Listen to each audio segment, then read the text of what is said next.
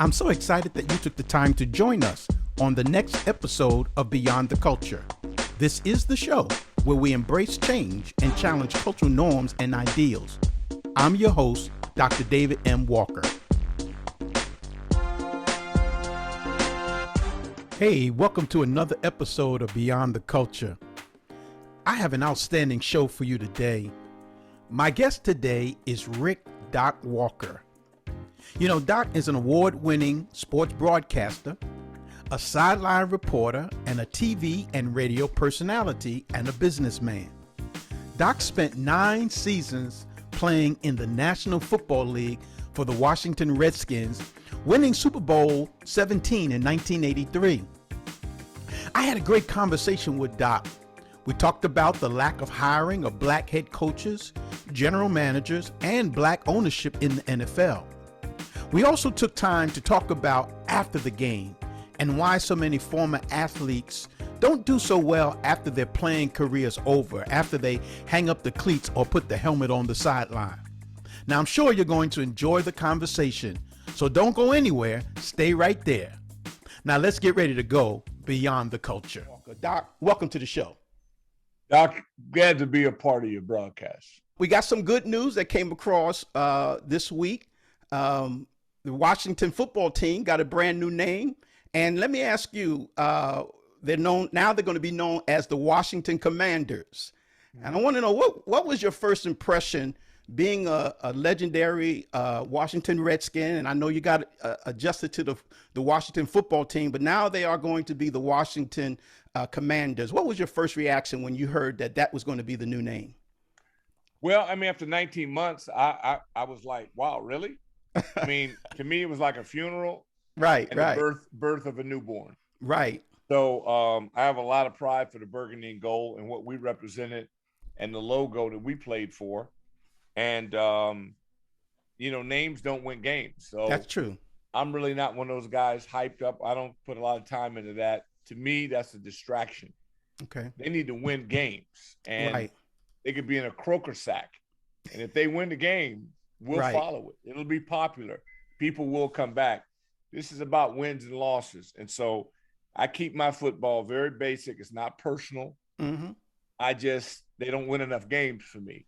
Right. So I need them to improve on those areas. If they do that, all the rest of this that they want to get you involved in, it's cool. I was happy to be a part of it because I'm pulling my support for the kids that are playing there right now. And as long as the colors are familiar to me, the name will grow or it's irrelevant to me. What's important is that we tackle better and that we throw the ball better, that we do everything better next year so that this time of the year, maybe our fans are somewhere at a location, whether that's Phoenix or Dallas or wherever the next Super Bowl is. That's where my attention goes.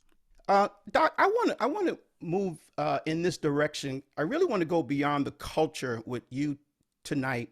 There's been a lot of conversation in the NFL regarding coaching and coach hirings. And as you know, as of yesterday, the NFL only had one African-American coach. And the word on the street today is that Lovie Smith is potentially going to get a job with the Texans. I just want to get your opinion of what's going on in the NFL. How do you feel about the lack of hiring? Is there more that the NFL can do? Just what are your feelings about what's going on in the NFL right now in terms of African-American hires? Well, it's abysmal. It is a disgrace that the Rooney Rule it's a mockery. Mm-hmm. It has been not taken seriously. The popularity is growing like a weed. Okay. And yet, so people are settling for this. It's kind of hard to complain about something you support. So as long as you support it and they make the dollars, they're never going to change. Right. Because they hadn't change, as we went through the civil rights movement, nothing happens unless people are willing to sacrifice everything for it. Mm-hmm. And we're nowhere near that. What happened in Miami, if that is true, it is amazing what we don't know. Right. So it's amazing. You got Hugh Jackson in Cleveland, and So you got two African-American coaches. So if you're going to gamble, and Hugh lost, I know he won one game. Mm-hmm. So they're trying to get, and they got Baker Mayfield. Right. So I can understand what may have happened. Don't know, wasn't there. But Flores is a guy that I would trust. Right. Unlike a lot of guys, there's no clown show in him at all. This dude is strictly business. He won with a defense that was awful. He turned it around. He had a winning record in Miami, and this situation is shaky. Right. So it sounds like from the peripheral that the owner was dirty. Now, proving it may never happen. Donald Trump's, I'll never forget his famous words of what he could do in the middle of New York and New York Avenue, and nothing. And he's right. And he proved it. Right. He proved it. Basically, it gave administration the finger for years, and no one's done anything. So we talk a lot in this country with very little action. From George Floyd on, look how many deaths have happened in a similar pattern. This is not just the NFL. This is the United States of America. And it has to look at this from a broad sense. If you look at the popularity and you look at the numbers, you can't really tell that there's something wrong. Right. And so until people realize that you may have to push that steak to the side and not eat it. But if you eat it, you can't complain about it because you're part of the problem. And they've been doing this nepotism. This has been from the beginning of time. And so Lovie Smith, Texans, and again, we get the worst jobs. See how this starts off is that, well, why is there a lack of success? Because you always get the worst job. Right. And then when you become a miracle worker, like he was down in Miami, you can still be fired. Yeah. It doesn't matter. Wilkes down in Arizona fired after, well, who gets fired after 1 year? Right. It's happened to two black men. Right. Cullen So and Houston. In LA. So, and I'm sure it happens to white guys too. There's some terrible coaches in this league. Right. Okay. But Fred Flintstone's down in Dallas. He did an awful job. Yeah. And he's still in. So I don't like to tell people how to spend their money. Yeah. I don't, because I don't want anybody to tell me how to spend mine. But when you have a public entity that relies on the people and you run your company in a way that's not fair and you still get support, you got to look at the supporters. Right. And say, no, don't cry. I don't want to hear this. I've been hearing too much of it. It's all lip service. Because if you really cared enough about it, then you'd have to cut off your hydrant. See, you'd have to find an alternative. You'd have to make a statement. People couldn't vote in this country for many, many years. You know, women. I mean, so we've been through this over and over and over again. We know what it takes to get it done. So until people start doing that, I really don't want to hear it. I really don't. So is it, you use the term public. Are football teams public entities or private? Because I'm asking that because it seems like they're not getting the kind of pressure, or at least enough pressure or significant pressure to make the change, because it's like on a hamster wheel. It keeps going around and around and around. The Packers are owned. They don't have an owner. They're owned by the city. Everyone else, it's a private entity. Right. But again, it's FedEx Stadium, which is a ghost town now. Right. We went from being the best to where I think they ranked last or next to last or whatever it is, you and the Lions fighting it out.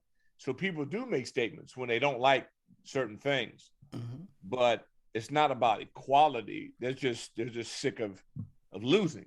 Right. And so they have a vendetta against the owner. The owner actually spends more money than a lot of owners do. They just don't know what to spend it on. You know, it's one thing you can be enthusiastic about things, but if you don't have the intel, if you don't understand the process, you don't get the desired results. This is not that complicated.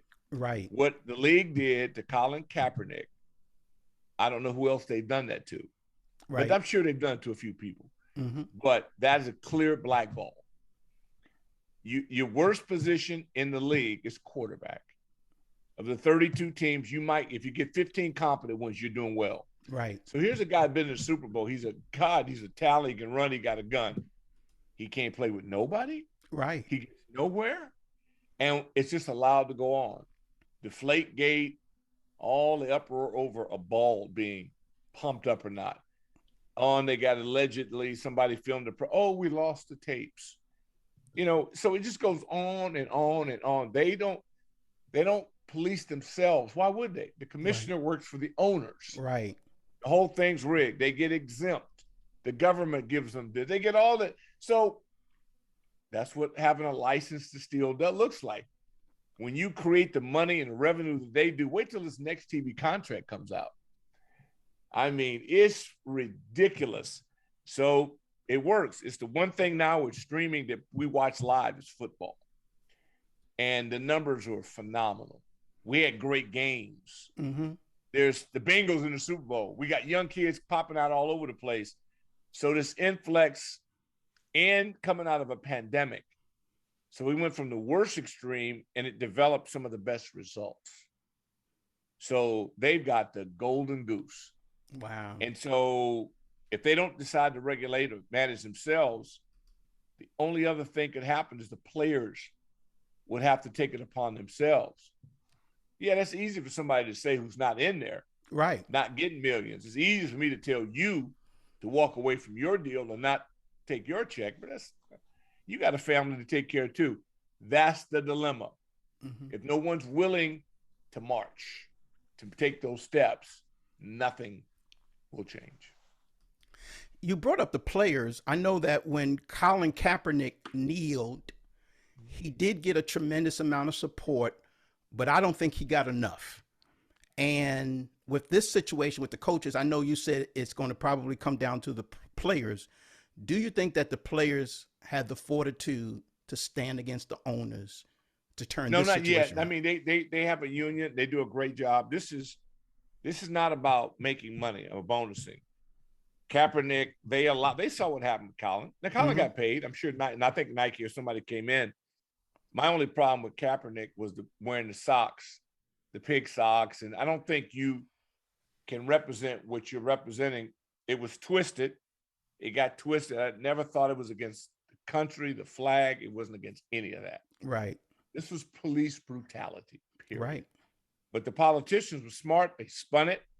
People love to thrive off hate in our country. They love it. Mm-hmm. We're at our best when we're fighting another country or we're in the Olympics. USA. Once every 4 years, we're united. The moment that ends, we go right back to who we really are. And this country was taken over in a savage takeover. It was a brutal, the Native Americans were brutalized. Okay. Mm-hmm. This is the way it's always been. People take what they want, they impose their will upon you, and you become subservient in order for you to exist. So we know the history. The question is, what are we going to do about it? Even though people now, quality of life, some people are doing very, very well. I'll tell you what change I look to see, and I judge everything by inclusion. Okay. When there's an African-American owner, the most powerful 32 guys in the world, for the most part, all look alike with the exception of two people. Right. So they need to prove to me that they really do care. When someone gets to sit at the round table, then and only then can we begin to bring about substantial change. If not, all the rest of it, blah, blah, blah, and ching, ching, ching. Yeah.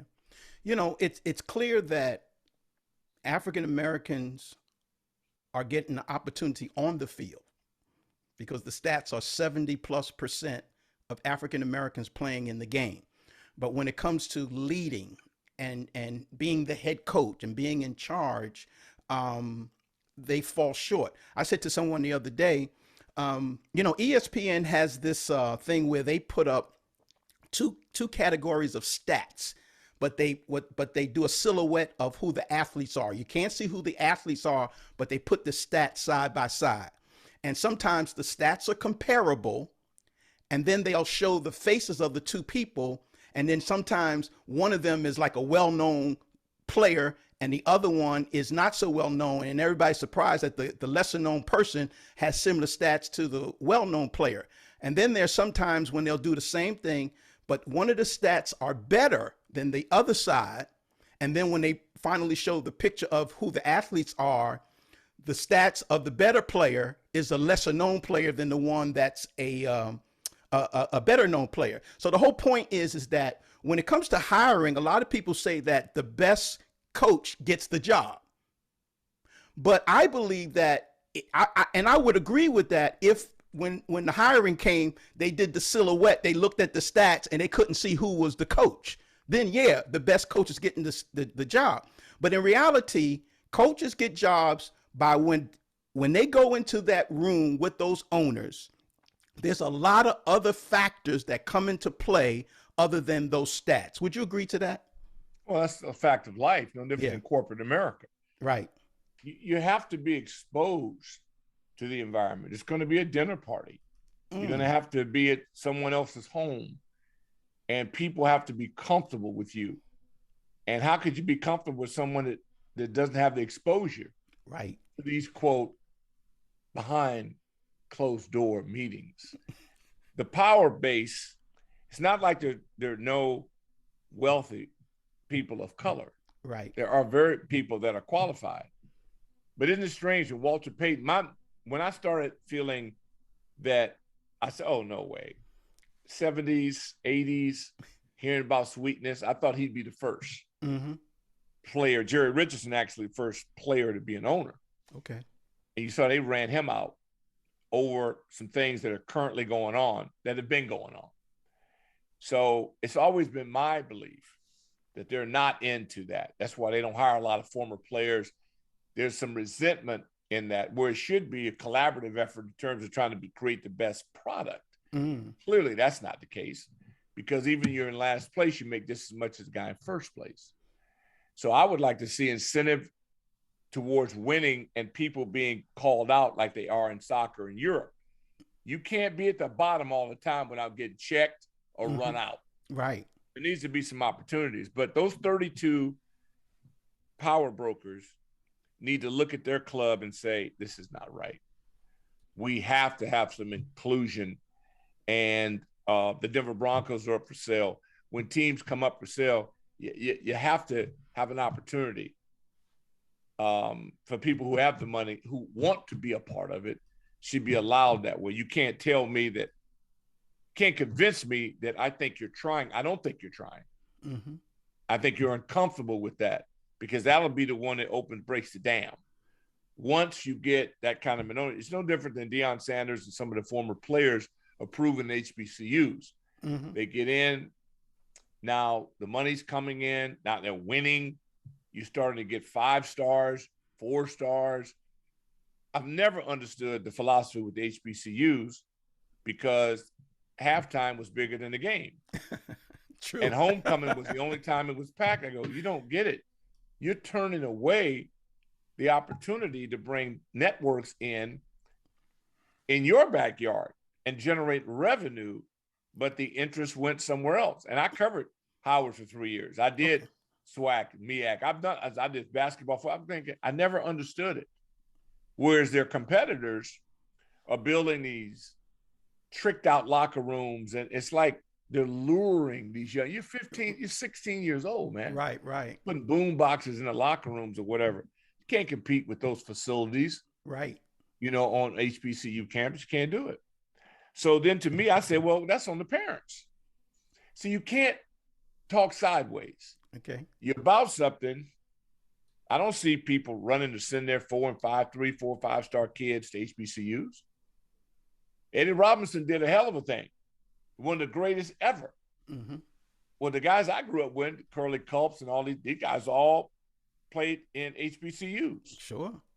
And the Kansas City Chiefs was my first really indoctrination, because Otis Taylor playing wide receiver, and Buck Buchanan and Emmett Thomas and Kearney, all these guys are the Chiefs. But the AFL, the Raiders, had African-American players. Right. Or so. And the game was fast. The game was going. So we've been here before. We just act like we haven't, and we want our sweet potato pie and we want vanilla ice cream, but we also don't want to get fat. True. Well, it's 1 or 2. We don't want to work out. Well, to go eat that, you got to do this. Right. You don't get one without the other. They go hand in hand. Playing stupid. Yeah, see, I'm too old right now to. You can't run this by me. I've seen you in action. Sure. You say one thing, but then your actions are completely different. So you keep tailgating while they keep running their business the way they can run it, and they'll continue to run it that way. So do you And so think that's where we are. you think Dion is going to have more of an impact than what he's having in terms of building? I don't know if it's legacy, but building at least some kind of a pipeline with more If they African American. stay, if they stay, Right. and if they stay and keep building, Mm-hmm. and then they bring ESPN, they bring the cameras. Right. Now it's the game of the week. Once the ESPN crew gets there, the Fox crew gets there. Right. Now we're playing because now it's revenue. Yeah. See, and all of a sudden, your Boise State Okay. plays fantastic football. BYU. Mm-hmm. And I've always thought, why does BYU get a pass? They get to send people away to a mission, come back 25 years old, and play against 19-year-olds. Yeah, exactly. And get a chance to compete for the national championship. Really? Uh-huh. Uh-huh. Well, I've always thought that was a little strange. Uh-huh. But it's allowed. It is. Yeah. Now, what would happen if HBCU got back, said 24-year-old, 25-year-olds, they went over and did a mission thing, came back. Man, it'd be all kind of hell broke out. Absolutely. Pros, see, so we speak with forked tongues all the time. There's one way of doing business, and then there's their way of doing business. We always have the double standard. It's always there, and everybody acts like it's not. Right. You know what I mean? Mm-hmm. So that's why I go, y'all quit faking. You see what's happening, and you choose to do nothing about it or say nothing about it. And then the person who points it out and mentions it, then they'll label that person, oh, he's a militant. No, I am educated enough to understand that there are two completely different systems at work. Absolutely. This is a race. You can't always have a 10 or 15-yard head start and then call yourself champion. Let's just say, well, you cheated and won. Okay, cool. We'll just do that. But let's say you cheated because you cheated and won. Mm-hmm. Everything's rigged to your advantage. Right. So if I do catch you and even this up, you better be fearful because you realize now I have morphed right into a beast. Wow. Because you challenged me and you put these obstacles up, and right before your eyes, when Metcalf caught Buda Baker in the Cardinal game against the Seattle Seahawks. I remember that, sure. Trust me. Uh-huh. There were some people in certain parts of this country that lost their mind. It blew me away. Yeah. I said, oh my goodness. So we all know what's happening. Right. You can't have a 70% percentage of a particular group of people in a sport. Right. And be represented as poorly as African Americans are in positions of influence, status, and power. Absolutely. As the National Football League. So there you go. I want to shift a little bit and talk a little bit about after the game. You played 9 seasons, and I'm sure that the money wasn't exactly for you like it is now in terms of nothing. Yeah. But it was more than the guys that played in the 60s. Sure. Absolutely. Yeah. And I was trying to be kind when I said it's not like today, but you're absolutely right. It increases over time. But here's what I want to ask. A lot of athletes, especially today, and the money is great, but a large number of players after the game have not managed their money well. And some of them are, going to bankruptcy and other financial challenging issues. You, after the game, that's really what we're talking about. You went into business, you created a business, you're an entrepreneur, your business is called ProView. I want you to talk about going beyond the culture again and saying, okay, I was an athlete, I had my opportunity, but then I, parlayed that into a business opportunity and career. Well, I'm lucky because Brig Owens, who's a former president of the Players Association, was here. He's from my hometown. I saw Larry Brown. All these guys had jobs. Okay. One of the good things about going through what's some form of NFL poverty is that they lowered the amount of preseason games the year I came in. I saw how people I didn't know the difference. These guys had jobs. They used to come to camp to get in shape because they had off-season obligations. I contest that the players who made a heck of a lot less, but were in the society, they were part of the communities because they worked and lived in the district, Virginia and Maryland, are better off now than the millionaire who gets the million, loses the million, and now has no skills in order to sustain himself until he's 65. Right. So what I learned was that it's a short-term deal. You're lucky if you play 3 or 4 years. The average plays 3.5. So either way you look at it, around 30, you're unemployed. Right. Now, what other industry are you unemployed at 30? Mm. So you look at it just the way that's set up, and there's not open arms to you in coaching or management. You're not very well perceived, although you have the experience and you've been through it. You're not embraced. Mm-hmm. You're pushed out. They want you to go do something else because little Timmy's growing up and they're going to give him that job. They're going to hire their buddies. And I would do the same thing. Right. I understand. What I wouldn't do was lose with my buddies or my kids. Right. They behinds would be out. Right. See, that's the difference between me and them, but we're raised differently. So I look at the league and I go, man, it's a blast. There are a lot of great things with it. But today's athlete, now we're giving them a fortune.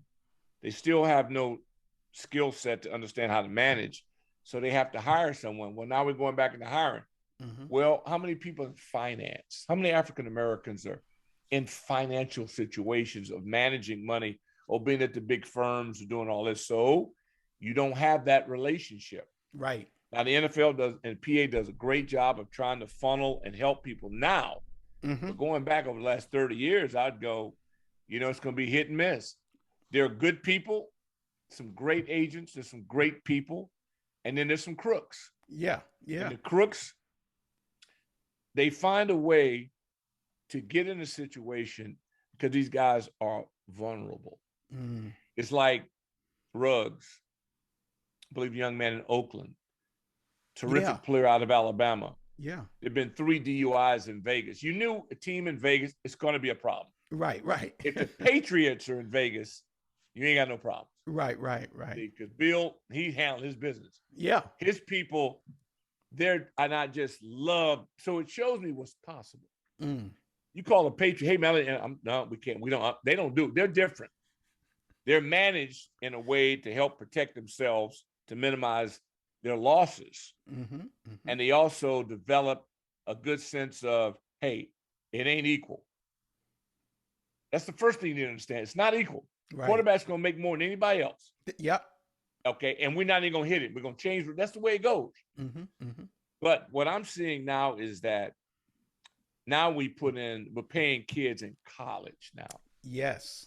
You think it's been a mess? Name, image, and likeness, right? It is going to be, before it's really good. I hope I'm wrong. Right. But I don't know how it can't be really bad. And here's what these kids lose now. Okay. The best time I've had in my entire life was at UCLA. No debt, no mortgage. You drive a Volkswagen, gas is cheap.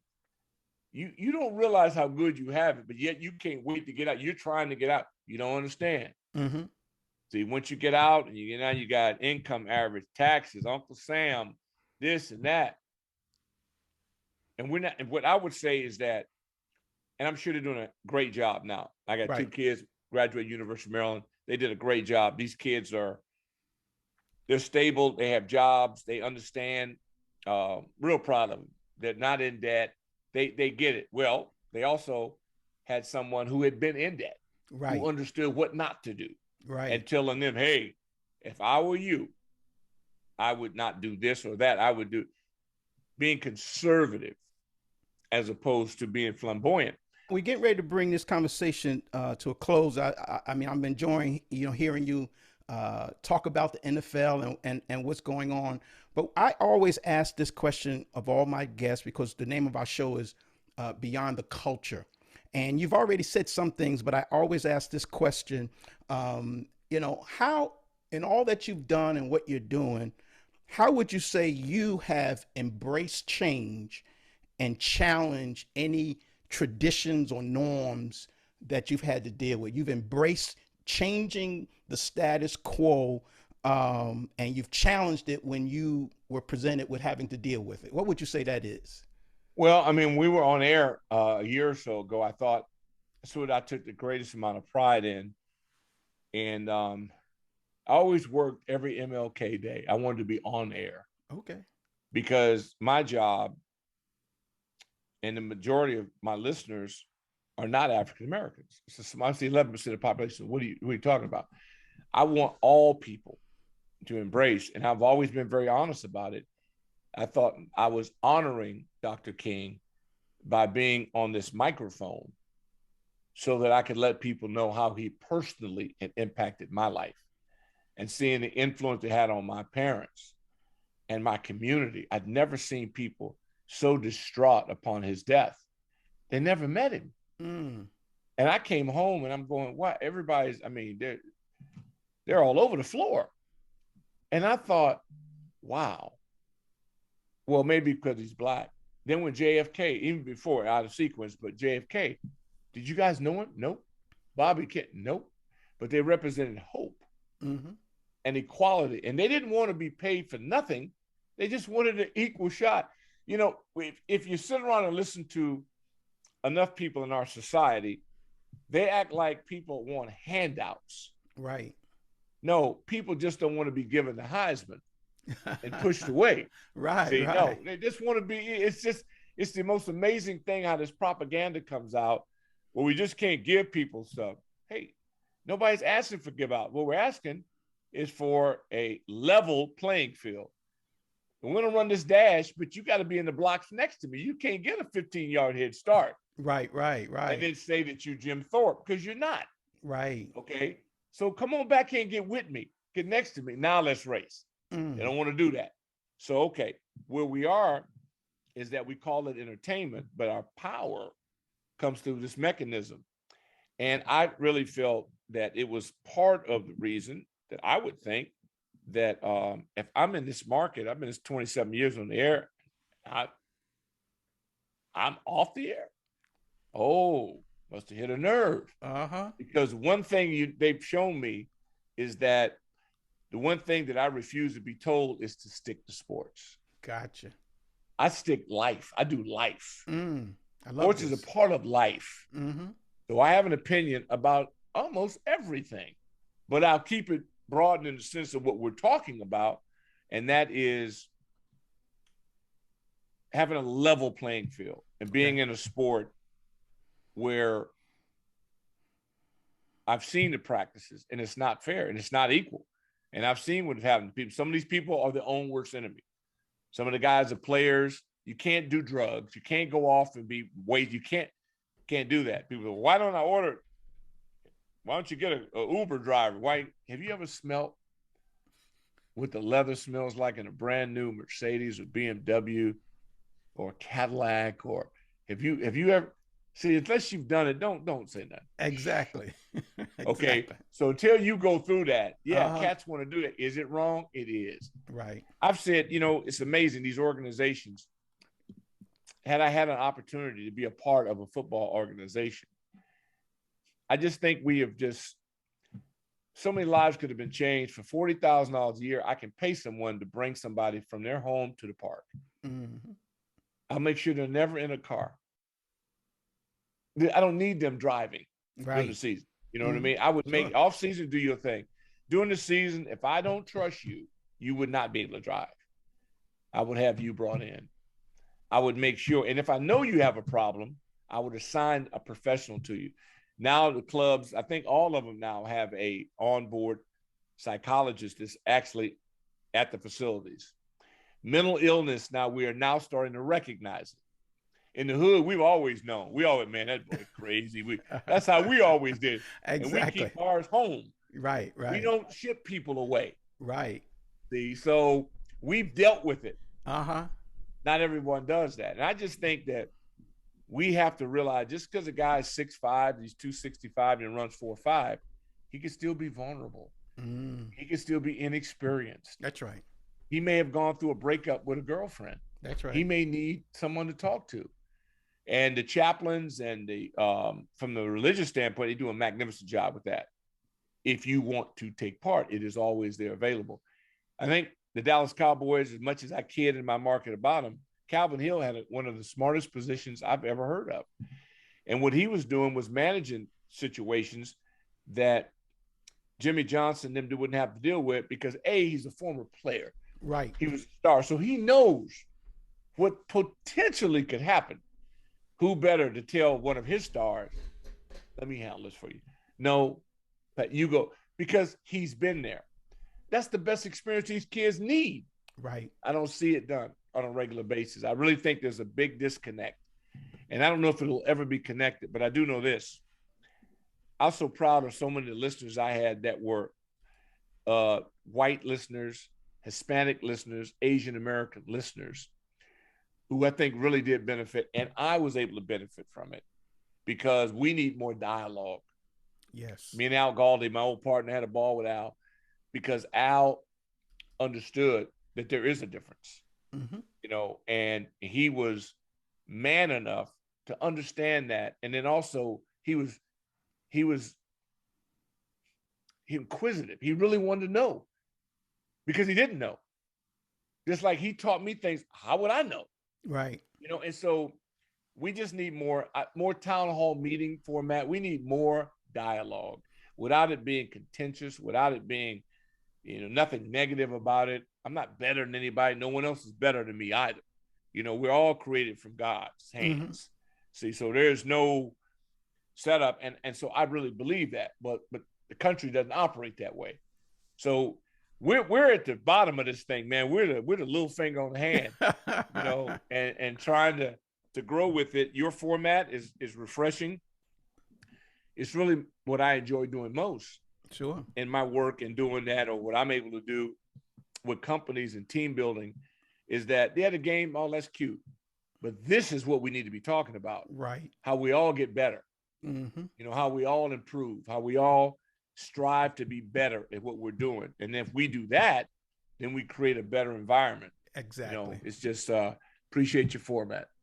Thank you, Doc. And I am just so grateful that you took some time to come on the show and to, you know, tell us about what's going on in the NFL, enlightening us. And Doc, you know, as I say this to all my guests who come on the show, you've gone beyond the culture, and I thank you for being with me. Thank you for having me. All right, Doc, you take care. Now, if you want to continue to hear inspiring interviews like the one you heard today, I want you to subscribe to this podcast on iTunes, Spotify, or your favorite streaming platform. Also, rate the show and please leave a comment. I would also love it if you would share this podcast with your friends to let them know that we're on. Finally, you can email me at beyondtheculturepodcast@gmail.com. I'd love to hear from you. This is your host, Dr. David M. Walker, and we'll talk again on Beyond the Culture. Take care.